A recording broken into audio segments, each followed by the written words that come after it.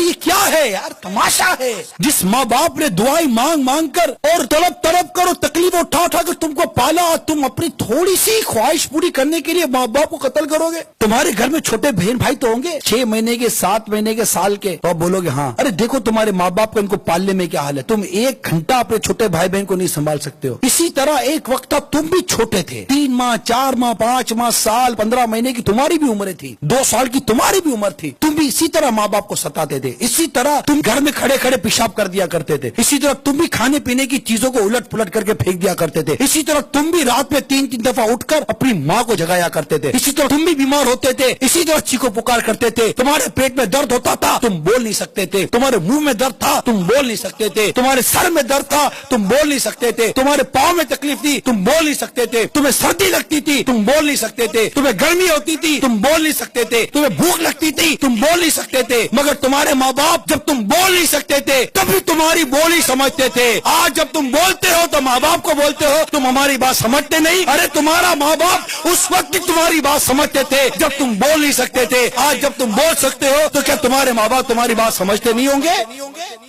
سمجھتے ہیں۔ ارے تم نہیں سمجھتے تمہارے ماں باپ تمہارے بارے میں کیا بھلا چاہتے ہیں۔ ارے اس ماں نے پیسہ روک کر کیا برا کیا تھا؟ اپنے ماں باپ کی قدر کرنا سیکھو، اپنے ماں باپ کا ادب اور احترام کرنا سیکھو۔ اگر ماں باپ کو ناراض کر کے مر گئے یقین مانو مر جاؤ گے۔ ماں باپ کو ستانے کی ایسی سزا ہے، کتابوں میں لکھا ہے کہ کئی گناہ جن کی سزا اللہ تعالیٰ قیامت کے دن کے لیے اٹھا رکھتا ہے، مگر ماں باپ کو ستانے کی سزا، ماں باپ کو ناراض کرنے کی سزا ایسی ہے کہ اللہ تعالیٰ آخرت میں تو دیتا ہی دیتا ہے، دنیا میں بھی اس کی سزا کے نظارے نظر آتے ہیں، تباہ و برباد ہو جاتے ہیں ماں باپ کو ستانے والے۔